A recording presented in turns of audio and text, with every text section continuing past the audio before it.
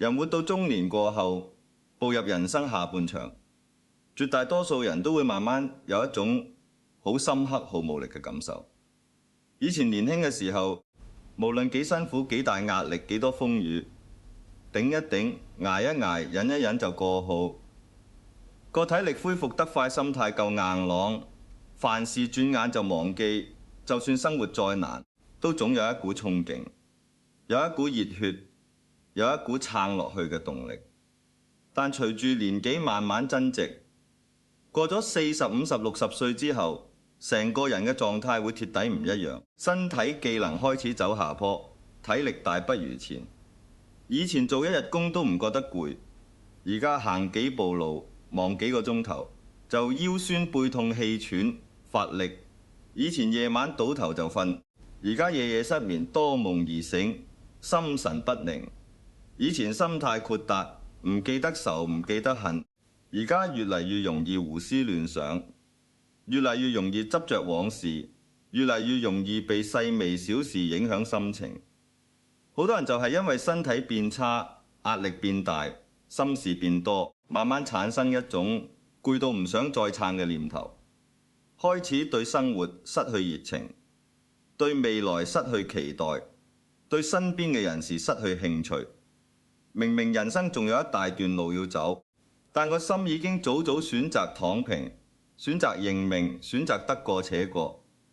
好多人甚至會自我否定，覺得年紀大就等於冇用，等於走下坡，等於越活越乸涼，覺得人老咗就只可以接受衰退，接受無力，接受辛苦，接受命運安排，冇得改變，冇得選擇，冇得翻身嘅機會。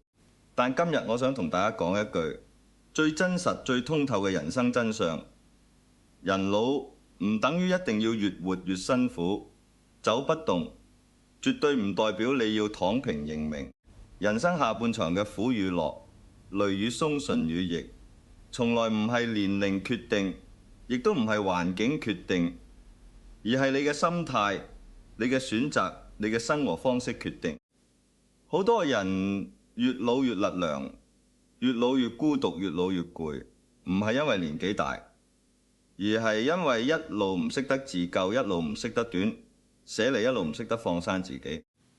呢3招唔使你捱苦，唔使你拼命，唔使你激進改變，只需要你慢慢籌醒心態，改變習慣，糾正思維，就可以徹底脫離內耗，脫離疲累，脫離痛苦，令人生下半場徹底逆轉。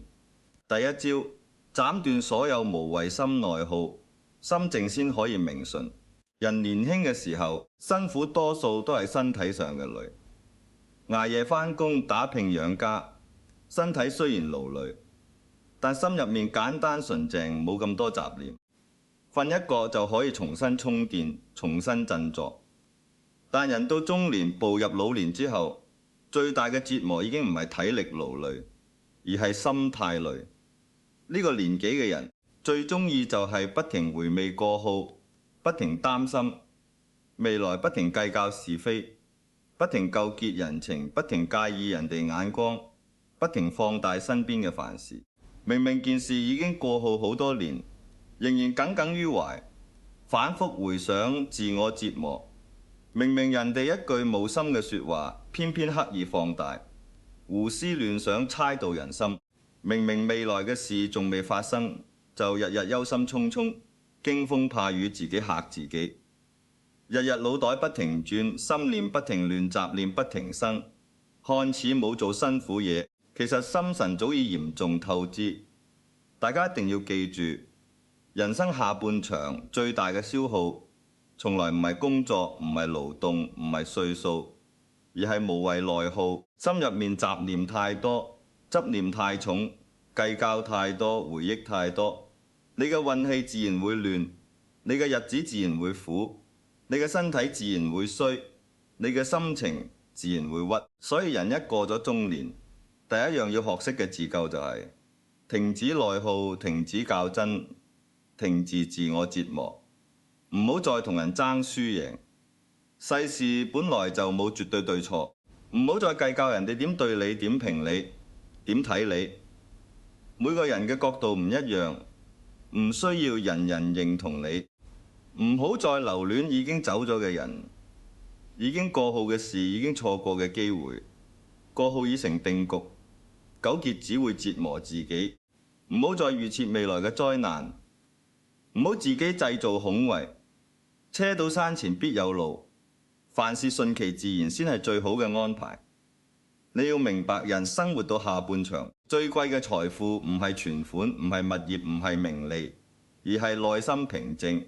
心一靜，萬事皆順；心一亂，萬事皆累。學識放低，學識看淡，學識隨緣，學識放生自己，你會即刻發現成個人輕鬆晒、舒服晒、通透晒。第二招，斷絕無效社交，遠離所有消耗你嘅人。年輕嘅時候，我哋總係覺得朋友越多越好，人脈越廣越威水，交際越多越有出路，所以不斷應酬，不斷結識，不斷討好，不斷維持關係。就算係唔舒服嘅圈子，消耗自己嘅人群，都會逼自己融入，逼自己配合，逼自己客套。但係活到一定歲數，經歷過人情冷暖，看透過臨告人性虛幻之後，你一定要清醒明白一個道理：人越老越需要做減法，而唔係做加法。世間絕大部分社交都係無效消耗，絕大部分人脈都係虛有其表，絕大部分關係都係利益交換。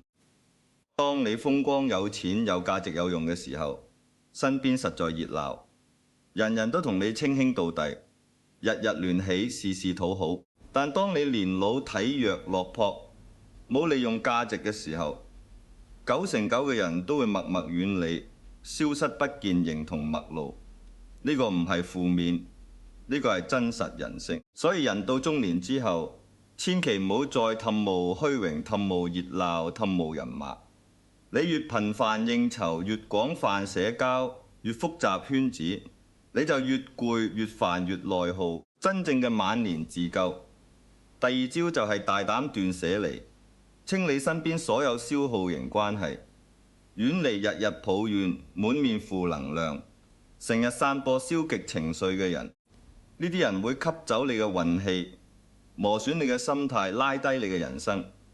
遠離自私自利、只顧自己、事事計較、從唔珍惜你嘅人。呢啲關係只會令你委屈、令你難受、令你不停付出。遠離虛情，假意表面熱情，背後算計、逢場作戲嘅人。呢啲社交完全冇意義，只會浪費你寶貴時間。遠離比較中意嘲諷、中意是非、中意搬弄口舌嘅人。呢啲人只會製造矛盾、製造煩惱、製造內耗。人老之後最珍貴嘅，從來唔係朋友數量，而係生活清靜。圈子細一啲，社交少一啲，關係簡單一啲，真心朋友留幾個就足夠。當你減少咗無謂應酬，脫離咗消耗你嘅人群，清理咗複雜嘅人際關係，你嘅心情會越嚟越平靜，你嘅生活會越嚟越簡單，你嘅日子會越嚟越輕鬆。第三招，適當學識自私。餘生只為自己好好活。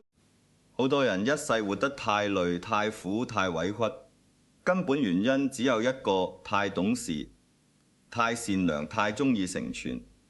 人哋太唔識得善待自己年輕嘅時候，為咗父母、為咗家庭、為咗伴侶、為咗仔女，日日冇條件付出，冇條件忍讓，冇條件犧牲。想食嘅嘢唔捨得，常買嘅嘢唔敢買，想去嘅地方一直拖，想享受嘅時刻一直忍，一生節衣縮食，一生委屈求全，一生為人哋着想，一生為家庭付出，唯獨從來冇為自己認真活過一日。